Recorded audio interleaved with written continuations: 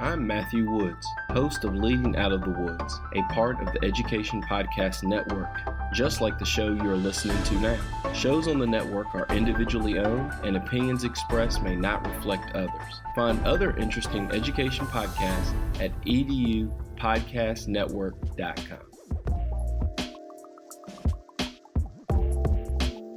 Good morning, everybody, and welcome to another episode of My EdTech Life. Thank you so much for joining us on this wonderful Saturday morning or afternoon, evening, or maybe you're well into Sunday, whatever time of the world it is for you. Thank you so much for making My EdTech Life what it is today. And today I am really excited because I have an amazing guest who's been doing some amazing work. I've been a longtime follower of his work, and today we're going to be talking about edupreneurship, and who better to bring onto the show than Dr. Will Dayenport.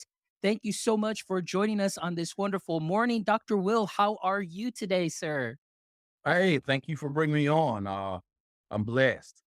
Excellent, excellent. Well, I'm just really excited to have you on the show, and thank you so much. I know that we kind of made this happen, real quick, but I heard that episode this last week that you put out, and I've listened to it 3 times, been commenting on your social media because it just really blew me out of the water, and it's just definitely something that I see in a lot of educators in the education landscape right now.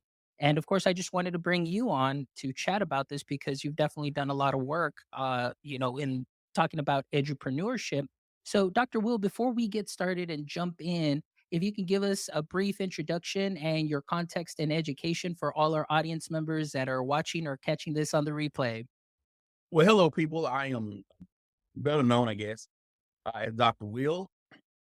I am a K through 12 district instructional technologist. Prior to that, I worked in corporate America, and before that, I was actually a college and career mentoring coordinator for a Gear Up program out of Boston. And so I've just been spending the last 10 years working with a school district and trying to move teachers forward and thinking digitally and thinking to go digital first and transforming and reimagining what they do with technology in their classroom. Excellent. Dr. Will, so let's go ahead and get started with the origin story. The first part, I'd like to really get to know my guests, and I want our audience members to really know the guests. And I always tell anybody that I invite to the show, it's like I look up to the people that I bring on because I myself am learning during this time, but also the knowledge that is shared with our audience members. But as every superhero, they have an origin story. I would definitely love to hear a little bit about your origin story as far as how you came into the world of education. Like I just heard you mention right now, it wasn't the traditional path. So if you can tell us a little bit of background as far as that is concerned. Well, I was at the University of Southern Mississippi, and sort of graduation was upon us. And I actually filed late for graduation and, go through the whole cap and gown, pump circumstance stuff. And then I go home and I graduate with a degree in radio, television, and film with an emphasis in film production. So I'm going home. I'm at home. And I say home, not my home, my pop's house. And I'm thinking, um, I am going to write a script, right? I'm going to write a script. I went to film school to make movies. I'm going to write a script. So I go home, but then I'm like, I need to make some coins. So I start substitute teaching. And as I am substitute teaching, I'm meeting this one particular teacher who taught Spanish, and then we would talk about Latin music and things. And I told her, I love the salsa dance, and she asked me to work with her and her students on teaching them how to salsa dance for this foreign language fair that they were going to have at a local university. And so I had a chance to work with the kids, had a great time. I went to competition. Kids got a trophy. It was a great experience.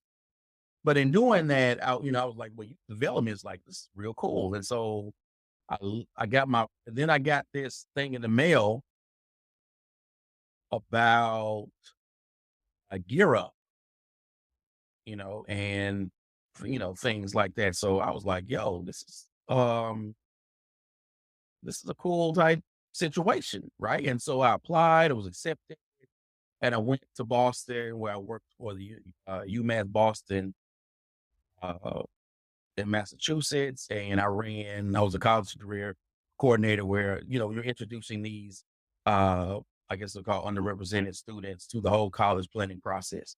And so in doing that, working with students, bringing in people from local universities to talk to them about financial planning in terms of what the cost of tuition and going to college is, and financial aid, and having other mentoring things going on, and taking kids on college tours. So we went all over Massachusetts, but we also went to Sony University, Connecticut, New Hampshire, and all those. So I wanted to, just take them out and having those exposure, and then having what I would call like family nights where students were bringing in, because the students at that school, and this is Boston, so they family of origin could be from Dominican Republic, Haiti, Afghanistan, Estonia, all these different places. I say, hey, so we're gonna have this family night. It's gonna be like food, fun, financial aid. We're gonna do this potluck thing, and then we're gonna have someone come in and talk to parents about financial aid. And so, doing things like that, having a great time, also creating events like Girlapalooza, where I would bring in, whether it be a newscaster, a university professor, a business lady to come in and talk to the female students about, life, passion, purpose, career. And so I just, that was my thing, just exposing students to different people, places, things, and feelings outside of their local neighborhood. Like we've all heard, you can't be what you can't see. And so it was important for me, whether it be college tours, bringing in mentors, posting these events to where students could look and see professionals who actually look like them. So they could say, you know what, if this person can do it, I can do it as well. They could see that representation. And so that was my first start into education. And I did that for a few years. And then I got out, went back to school, got a few more degrees, and then hit the private sector. And then I ended up where I am now. Wow. That is a great story though. And that, but again, just the where that all came from and that growth and gear up and all those programs and everything. So being around students and definitely helping them out. And I love what you said. You can't be what you can't see. And I think that's something that I can definitely relate to. And especially, trying as a classroom teacher, always trying to give students opportunities to see what is out there beyond the four walls of your classroom and even the four walls of your building or just the boundaries of your district, and that's something that is so important. So that is definitely valuable work. So again, Dr. Will, let's go ahead and dive into this topic as far as edupreneurship. So going through what you've done and then the work that you said you went back to school, got a couple more degrees. But where did this, I guess, either passion for this work or the idea to bring forth this term edupreneurship, which I never had heard up until 2018, 2019, when your documentary came out. So tell us a little bit about that story and how this project started coming about. Well, I got interested in this whole thing because I had been presenting, like, a lot of us, at a lot of conferences. And then I had started to pop up and present more and more. And my name started, to get known by a few people. And then I was at this one conference, and a person walked up to me, and she happened to have a leadership position in her district. And she said, hey, is it, do you consult? What are your rates? And then our conversation got interrupted, and she said, get back to you. And then I was like, I don't know what to do. So I called up Eric Schenniger, who I call my Yoda. And I said, yo, man, what's going on? And so we had this conversation. He told me, okay, hey, you want to do this, you want to do that, blah, blah. And nothing came about from that. But then another conference I went to not long after that, I actually had an assistant superintendent for another school district walk up to me, ask me the same thing. He came to one of my sessions, and I was jokingly saying, well, this is a job interview or something? And he was like, sort of. And then after my session, he said, you'll be hearing from me. And then I did hear from him. And, he asked for a proposal and what I was going to do, talked about it. And then I went in. And the interesting thing about it was I never done any consulting work and I didn't know what to expect. I just did what I normally do for my job. And I did it. I spent 6 hours and my first check was $2,300. And I'm looking at that going, because especially, you can sign the contract for it, and okay, it's what the money is. But when the check came in the mail and I'm looking at it, and I'm like, okay, this is almost as much money as I bring home for the month. I said, we're on to something right here. We're on to something right here. And then my next check was 3,000. I'm okay. Okay. All right. All right. And, from there, I just started, had always been interested in business. But once that started to kind of happen for me, and then I started to really dig deep into business, watching a lot of YouTube videos, reading articles, and then going through our own financial transformation at home in terms of, getting out of debt and raising our credit scores and then stacking the cheese. Then I was just all in. I became like, fascinated by this whole idea of multiple streams of income and looking at, your familial history, your relationships, and what are your triggers when it comes to money, and just studying financial literacy and all those things. And it just became something that just drove me. And, I don't want to say I became obsessed, but it was just something that I was just always just energized by learning more about. And when I got a chance to interview Dr. Sarah Thomas, she, I told her, I said, I would love to be a part of the EduMatch family. I said, but I don't have a book in me. And she said, why not do a documentary? And I said, well, what do you mean? She said, well, you already do these podcast interviews. How about doing a series of interviews and we just edited together to create a story? And I said, okay, I like that idea. But the first thing that came to my mind was, you know, ed tech. And then I was like, look, I'm getting bored of this ed tech stuff. Cause even at the time, things at work just were popping for me emotionally. So I was like, look, I'm getting burned out. I'm done. I said, you know what? Let's do something about this. Let's do something about entrepreneurship. And I wrote the proposal and, I put together sort of my guest wish list, everybody that I would want to be in it. And Sarah was like, yo, this is cool. And I reached out to everybody said, let's do this. They signed a release form. And I was like, let's do this, because if you haven't watched the documentary, you should go get that bad boy. Some of the biggest names you see on Twitter, you see them at conferences, they're in this documentary. And they're talking about their lives and their experiences and how does all of this thing sort of work.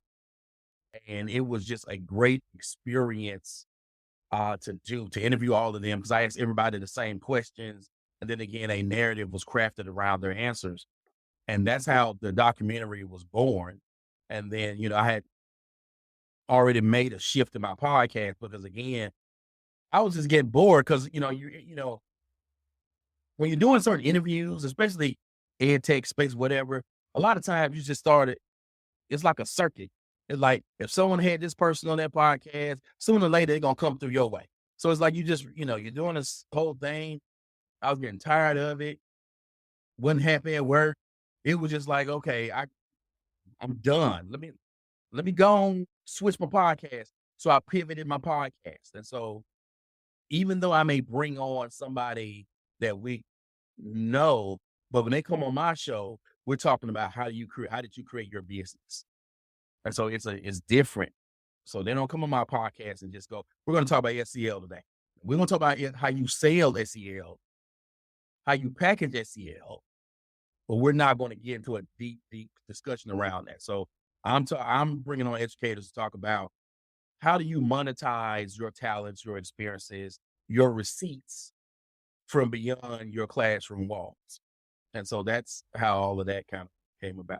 Oh, I love that, Dr. Will. And honestly, everything that you've said really resonates with me as from the start of this podcast that, I did in April 10th, 2020, how I have shifted slowly. And sometimes I feel like I'm out of place within the education space, like now that I'm moving towards a little bit different direction, but it's still, being a multi-passionate creative, I love to learn about everything and everyone. So sometimes, lately, like we don't even talk about tech. It's like, I want to know, hey, what's your story? I want to know what your successes are, what your inspiration is, what your obstacles have been, how you've overcome them. And I just want educators to connect and just make those connections. And what you do with that information, those connections afterwards, that'll be great. And so, but what I loved and what really resonates about your podcast, like you said, is right now I'm in that transition where now I'm like, hey, you know what? I love what I do, but how can I maximize that too? Because everything is out of pocket. Like, how can I bring in some extra change so I can pay for my subscriptions even or do those things? So listening to what your guests share, and just tweaking things, doing little things, trying new things really has motivated me and in a way like been jumping in and doing research on how can I maximize what I am doing outside and my passion that I have for sharing this podcast. So, thank you so much for sharing what you just shared right now. That is very valuable and how you see things, how you saw things. And, it's about time, sometimes too, like educators get paid. And so we'll talk a little bit about conferences.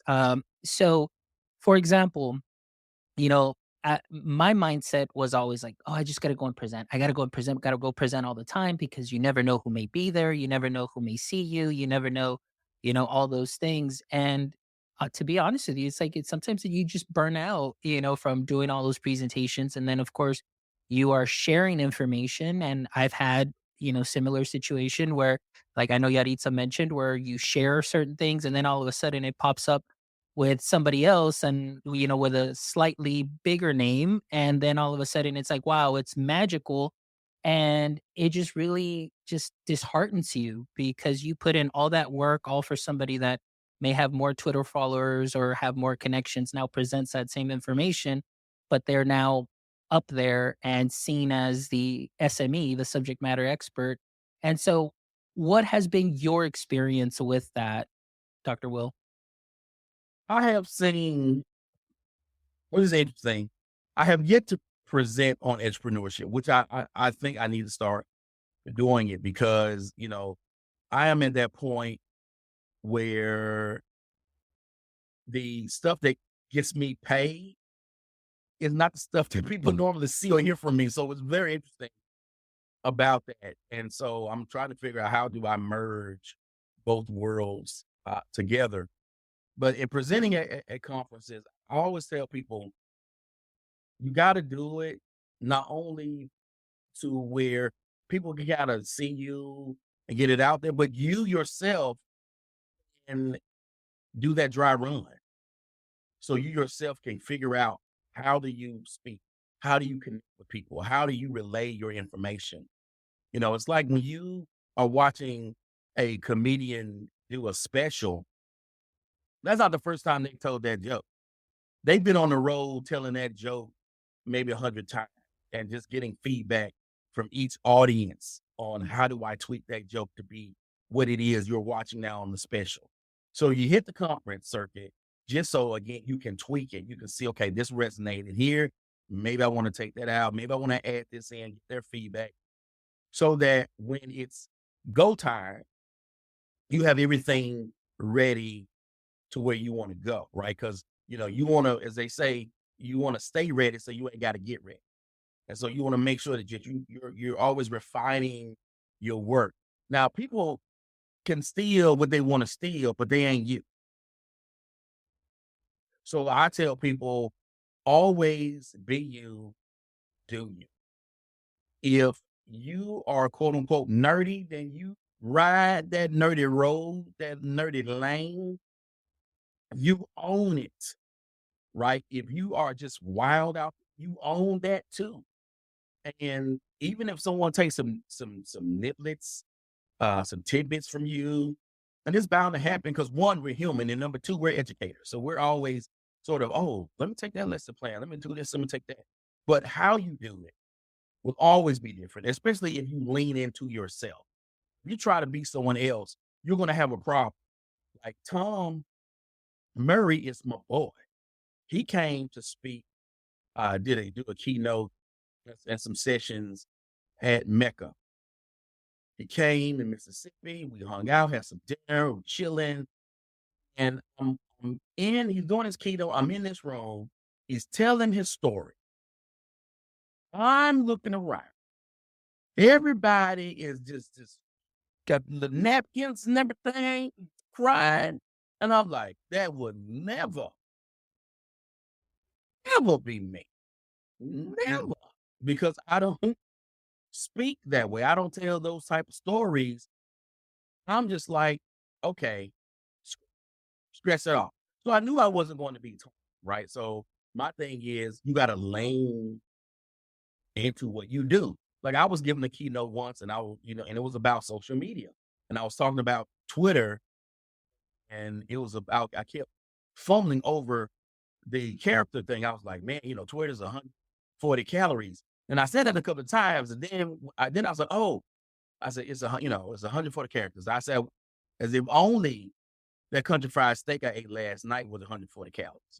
So that came out. So I was okay. And so that's how I am. I like to connect people, be fun, tell some jokes and do things and keep it real simple. I'm not that type of storyteller. I'm not emotional dude. I'm not gonna grab you. I'm not like super high energy, and because of that, I don't attempt. And so this is why I tell people, you gotta be you, you gotta do you gotta lean into who you are and then own it, embrace it, and your audience is going to find you. And even if someone says they they take the little nibbles from you, they won't be you. They won't be able to deliver the way you do. And quite honestly, I know emotionally you can get a little salty, like, how this person go?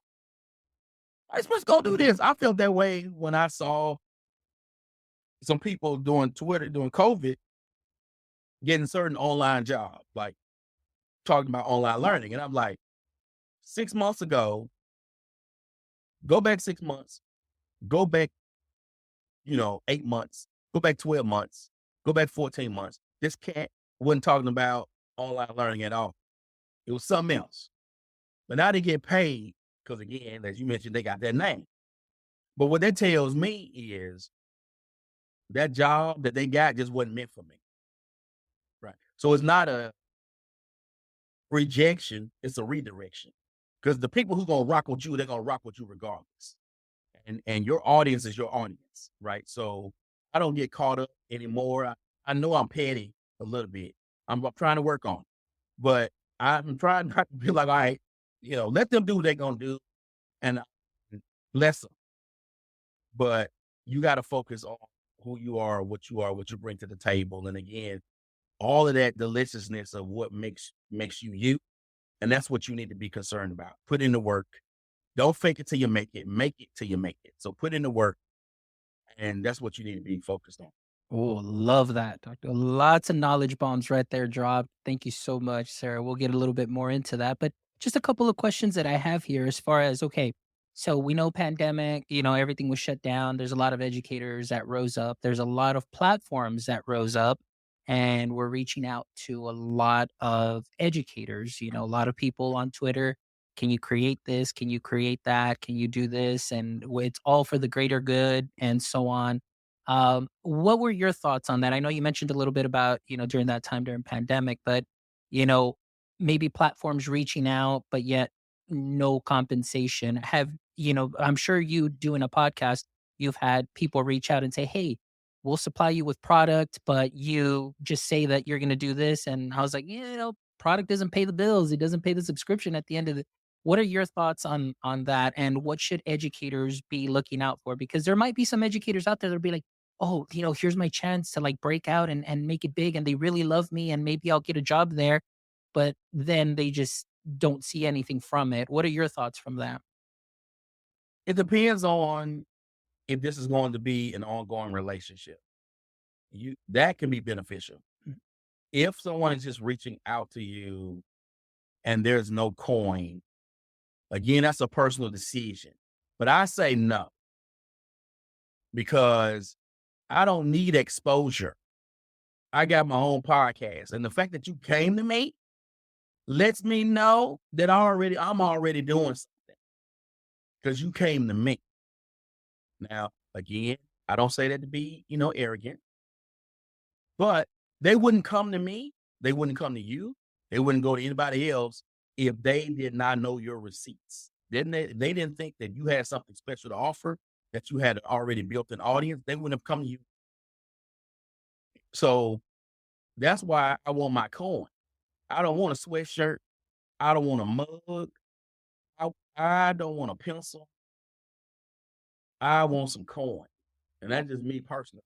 Now, if you are an individual, meaning I know you like that, and you're putting on a conference or you have a podcast and you're like, hey, can you come on to my show? Can you do this? You can do that. Can you present at my conference? I got you. But if you are a corporation where you actually charge people for subscriptions for stuff, if you asking me for something, you going to write me a check. And if you ain't got a check for me, that's fine. Not holding any grudge, but you ain't getting nothing for me for free. I literally had a professional association reach out to me and ask me, will you come podcast at our conference? They didn't offer hotel, they didn't offer flight, and they didn't offer a fee. What? Do you not know who I am? Now, aside that being me, why would you go to an educator or anyone and ask them to fly to another city on their dime, pay for a hotel on their dime, and then do free work? What kind of stones do you have to do that? And so I've had other people reach out to me about a conference. Hey, can you do a podcast uh, presentation at our conference? And I was like, what's the fee? There is no Mm. fee. There's free membership. I'm good. I wanted to go to your conference. I'll pay for it, but I want my check. Because again, they came to, you know what I'm saying? Like when they come to Mhm. you, they got to come correct. That's all I'm saying. And then if they, how you deal with what you do, that's on you. And I know what I'm saying, bro. Some people the wrong way. But again, when you have done the work, and you know you've done the work, and people are approaching you about stuff, that means they know you've done the work. They've done their own research. So they need to come correct. Now, it is entirely up to you on how you do it. Whether are looking to build a relationship with a company that can be long term, that can set you up with stuff. Because I did that with Schoology before Power School. I built a relationship with people in the company, and that turned into some lucrative things for me. But I am not into Grey's Anatomy, pick me, choose me. You know what I'm saying? That ain't how I roll. So I know my value and I know what I bring to the table. I know that I'm not for everyone as well. And so if you want me to be a part of what you are doing, particularly if you are charging people, then, you know, I want my check. Yeah. No, and I hear you absolutely. And that's similar incident that happened to me too as well, where there was an organization say, "Hey, come over and and a podcast. I did it 1 year just for free. I had just started, the show, and I was like, yeah, yeah, no worries. Then they came at me the following year, and I was like, well, and I sent them a nice email, and I sent them, okay, like, here's my fee, and I never heard back from them at all whatsoever. And I was like, "Oh, okay." And it was a learning experience for me, Dr. Will. And like you said, whatever you're saying really resonates. And I think not just with me, but with a lot of creators that are out there, the educators that have a wonderful platform that are trying to, this is their passion outside of work. This may be their passion, their creative outlet. They invest time into it, and they just want to share it with the world. But at the same time, it's that little extra side hustle too, make some extra spending money, because we've all got goals, and I love what you said in this last episode with Yaritza, that you said, we became teachers, yeah, we may have become teachers not to be rich, but we didn't become educators to be poor either. So you got to find those side hustles. So now I want to ask you, from your experience, and I know I did put in a link here to a Forbes article. They did a wonderful write up there, and you shared a lot of things there in Forbes. But what would be some of your, I guess, best advice for any educator that is out there that may be starting to look, at, extra little side hustles based on some of the creative, I guess, expressions that they have in the education space? Well, what you want to do is you want to look at your business idea, right? And how do you find that idea? Well, the first thing is you want to look at your receipts. And your receipts are what do you make or do, and whom are you making it and doing it for? And you're gonna look at that when I talk about your receipts is based upon your experience in what you do in the classroom or what you do at your school district. We ain't talking about making up, okay? If you are not an expert, you don't have the receipts. I don't know. To me, because remember now, an entrepreneur, I define that as an educator, entrepreneur who is out to make a change, to make an impact, and not in it only for the coin, right? So you'll hear me talk about my coin because I want my coin, but you want to base this in receipts. What are you actually doing? So again, when you're looking at your receipts, what do you do well, right? What are you making? What do you do well? And whom are you making it for? And then you want to break this down into two categories, your what and your who. So your what is, what are you good at? What drives you? What makes you great at what you do? And what do you do differently than someone else in a similar space? So we all go to conferences. We can see, 50 Google sessions at a conference. But when you teach Google or when you use Google in your classroom, how are you doing it that is different from someone else? And that's what you want to lean into. You don't want to try to be, another Casey. You want to be you, right? And then you also want to think about after peer people experience your session, what are they able to do? Right? What will they be talking about? And what change are you going to spark? Right? You're not in there to show, you don't want to get up and spend a day with a school district. And it's like, well, I did that for nothing. And the school district just like wrote you the check. Now you may have gotten your check, but you fulfill your promise. And so you want to make sure that you are making a change or sparking a new thought in what people are doing. Your who is who needs to hear, who needs what you have to offer, right? And basically in business terms, that is your target audience. Now, that also means that you are not doing this to everybody. So you want to be very specific on who needs to hear what you are doing or what you need to say. And you want to look at your target audience and think about what are they currently doing? How are they feeling? So what problem is that school district having? And how can you solve that problem? And then in answering those questions, you want to be very specific, you want to be intentional, and you want to be truthful. Because if you can't answer that question for them, if you can't solve their problem, then that is not a job you need to take. Even if someone approaches you and say, look, we got 10 grand for one day, for 2 days. And you're like, man, that would be great. If you can't deliver, you don't need to accept. At that point, recommend them to someone else.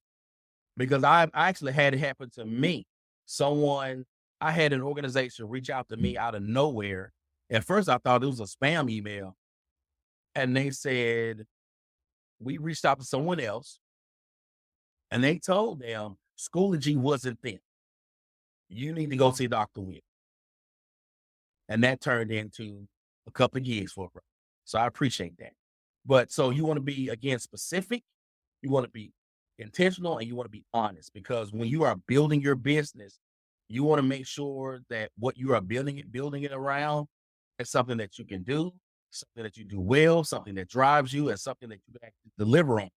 And once you have all of that sort of, you know, figured out and actually gone through a real process with that, then you want to take the next steps of going to either find yourself a business coach or go to your local small business association and start working with them on setting up your legal structure of your business in terms of incorporating, learning about content leads, learning about branding and those things so that you can again start to build a business, because your goal is not to own another business.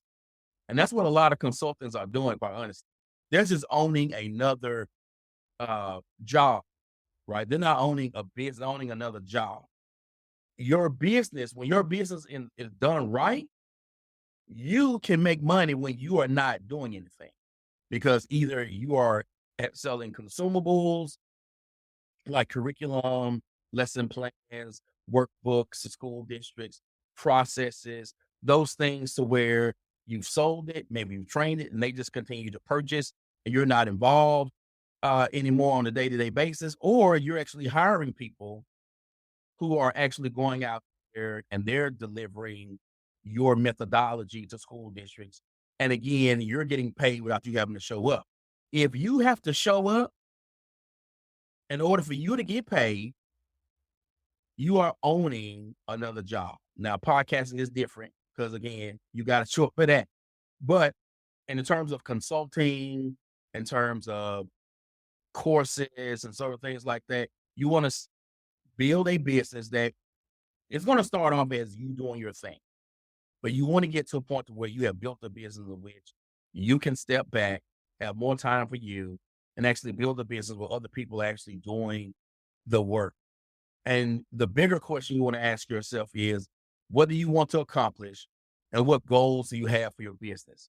Whether it be financial or impact, you want to have an idea of where you're going and not just, I'm working every day and I don't have a clue of what I'm doing.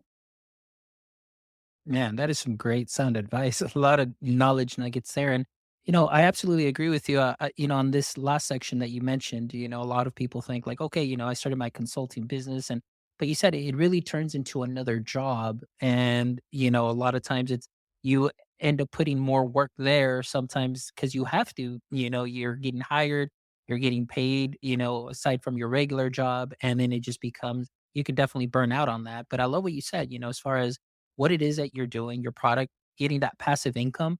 You wake up, you see that deposit come in, and you're just like, hey, look at that. I slept, my 8 hours comfortably. I woke up and I see this on my phone and I see this, coming in, and you're just going about your business, your regular day. And then you tweak your things, and stuff like that. And so those are some great ideas. Thank you so much for sharing those. Now, I want to go on the opposite side, on the flip coin, for those that are interested too, what might be maybe through your experience or experience of others that you've heard, because I know you've had just so many people on the show, but the major obstacles, maybe the first two, and maybe just some ways to kind of just overcome that. So what, in your thoughts, through your experience, maybe one or two obstacles that you might immediately run into that might just cause you to say, you know what, this isn't worth it, and you just get discouraged. Uh, Doing too much. Like, right, you can go to some people's website and what do they do? And it's a long laundry list of stuff. And I'm like, I'm not going to use profanity. It's a family show. But you're not doing all that stuff. Okay. When you are a consultant and you are not a classroom teacher. Now, yours as a classroom teacher, you may have to do an expansive list of things every day. But as a consultant, that is not what you're doing. You have to define a small problem that you are going to solve, right? One specific problem you're going to solve. Dr. Kathleen Tucker, for example, she has blended learning. Now, she has been able to pull out different strands associated with blended learning, whether it be UDL and other things, but she is blended learning. You do not go to her website and find Dr. Kathleen Tucker talking about project-based learning. If you see anything, it's going to be project-based learning as related to blended learning. It's not going to be like, oh, what is this new thing here? It is blended learning. And then from that, she has these little tentacles. And that's what you want to do. You want to have this one thing and then sort of build around.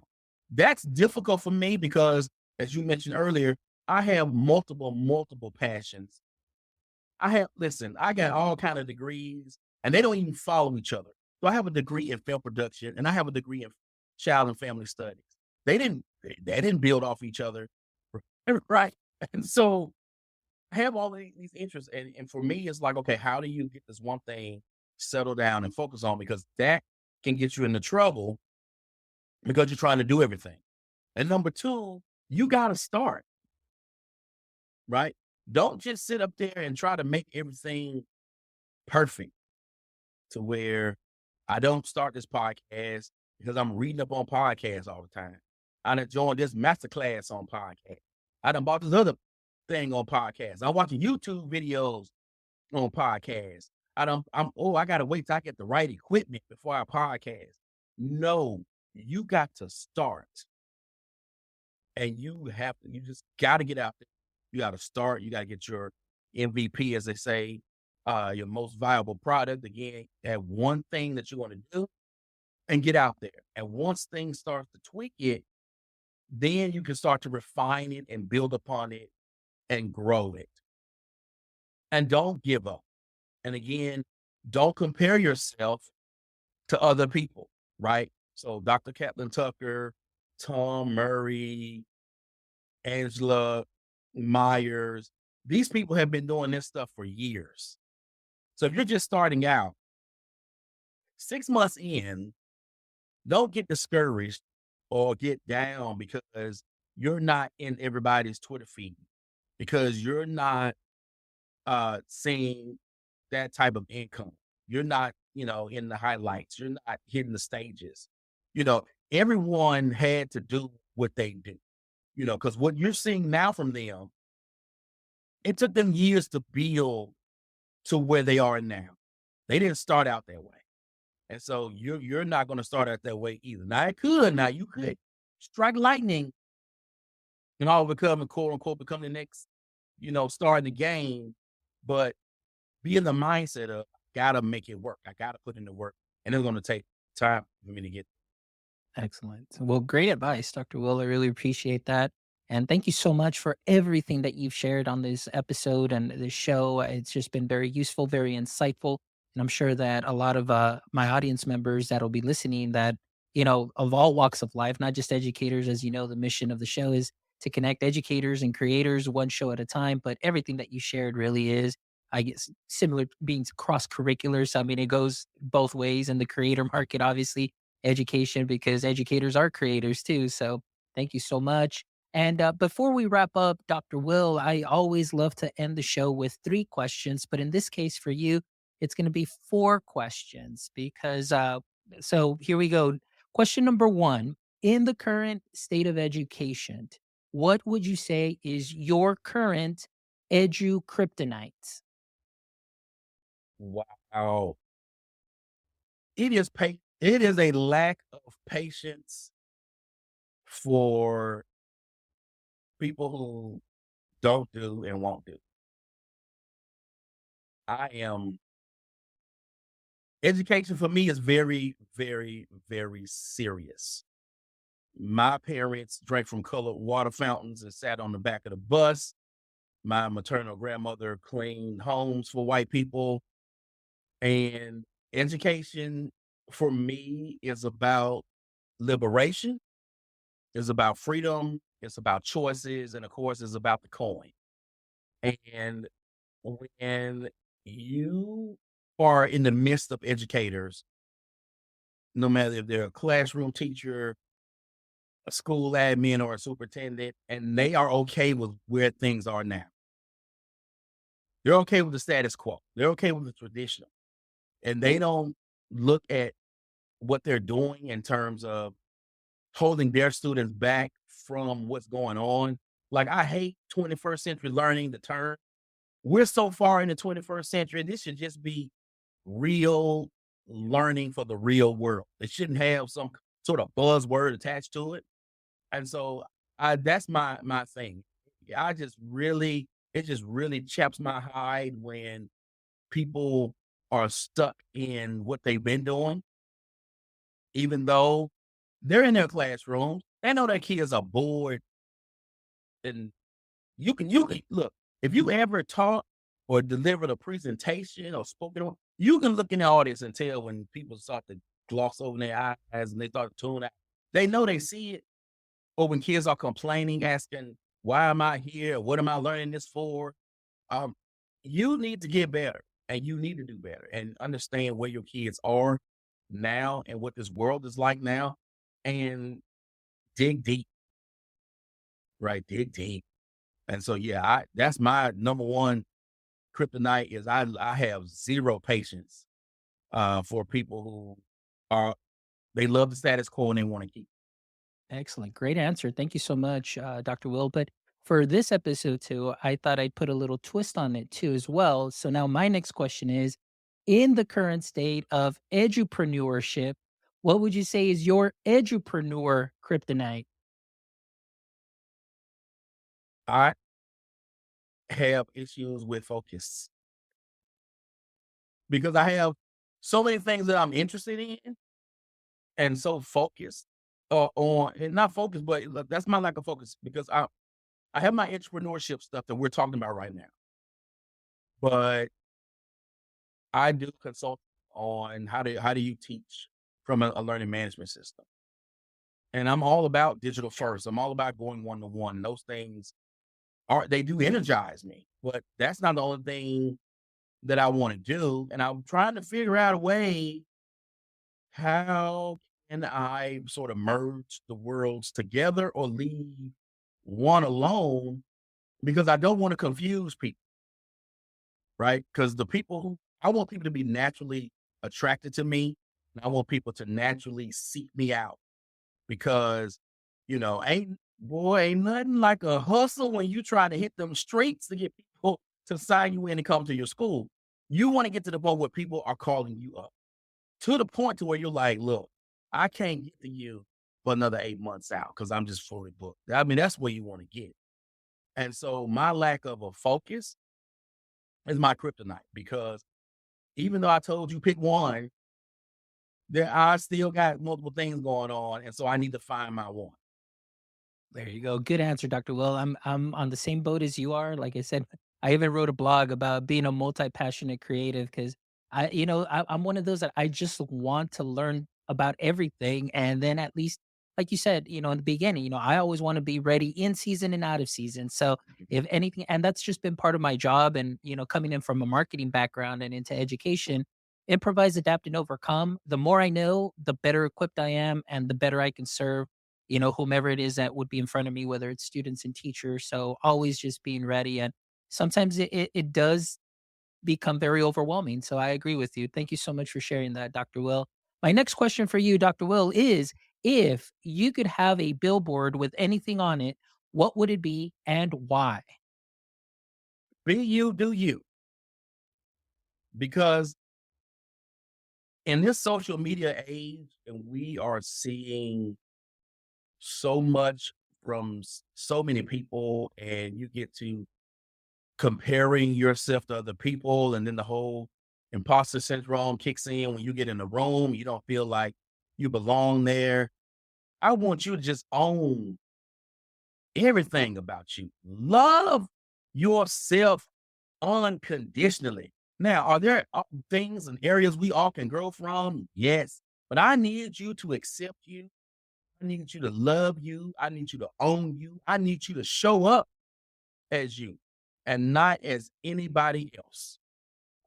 Because I, that's just who I am.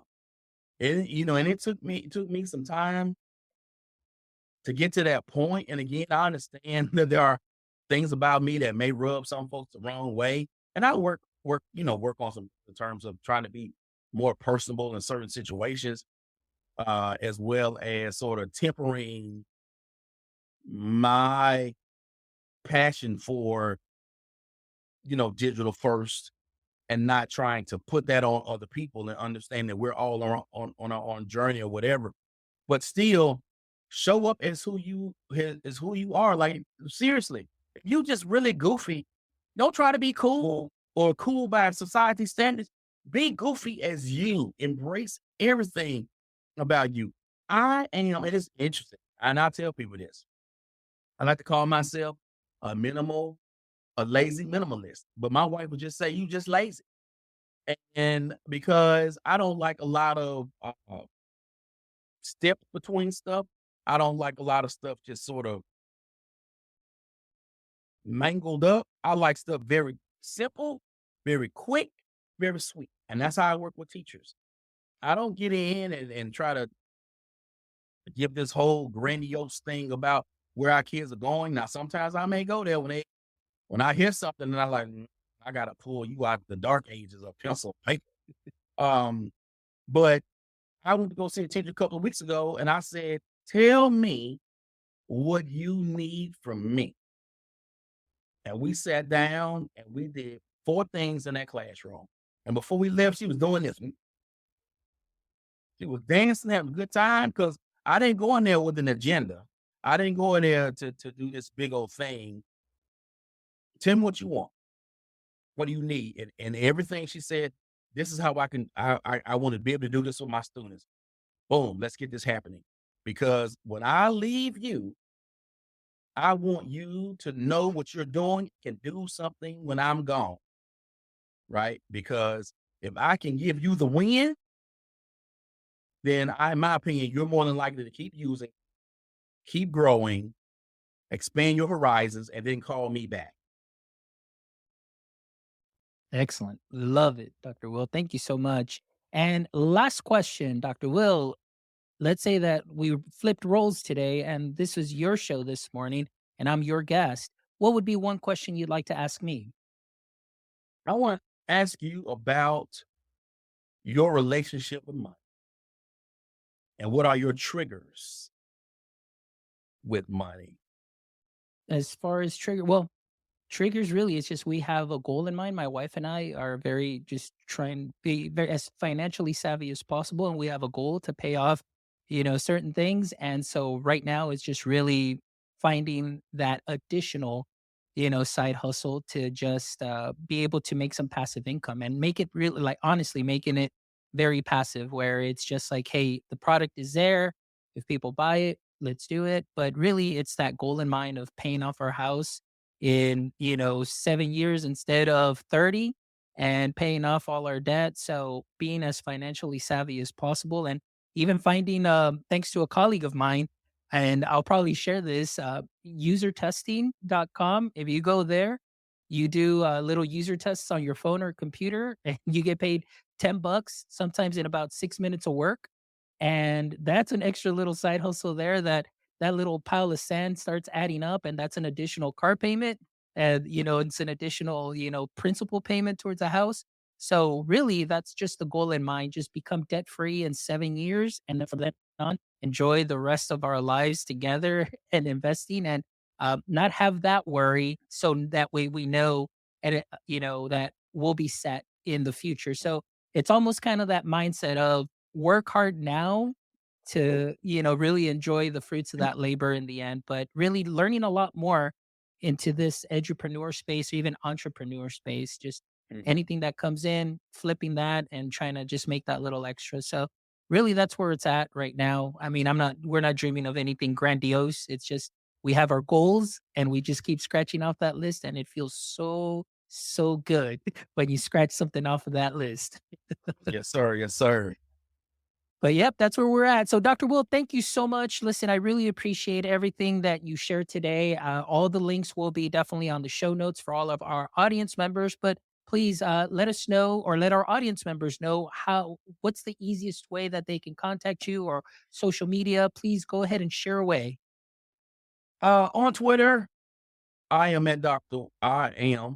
Will. You can find me the same way on LinkedIn as well. And reach out, holler at me if you are starting this journey or you have been in the game. Holler at me and let's get you, on my podcast to talk about what's going on. Because I just want all educators, and because I've had someone say, "Well, I just started 6 months ago," and I said, "Perfect." And I had her on my show because their story, their journey is just as important as someone who's making $1 million because everyone is at different starting points. And so, no matter where you are, holler at me and let's get you on the show.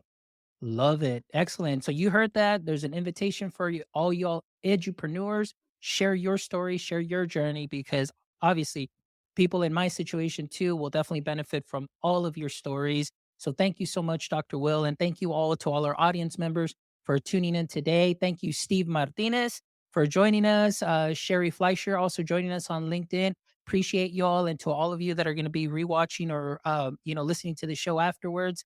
Thank you, as always, from the bottom of my heart for making my EdTech life what it is today. Please make sure that you stop by our website, myedtech.life, to check out this amazing episode and the other 150 amazing episodes that you can check out with amazing educators that I hope you can connect with, creators as well that you can connect with. As you know, that is the mission and the vision of our podcast as well. And please make sure you stop by our merch store as well. Get yourself a cap, get yourself some sweaters, some nice little conference season loungewear that you can have. So make sure that you check out the store. We've got some new designs there as well. And as always, my friends, until next time, don't forget, stay techy.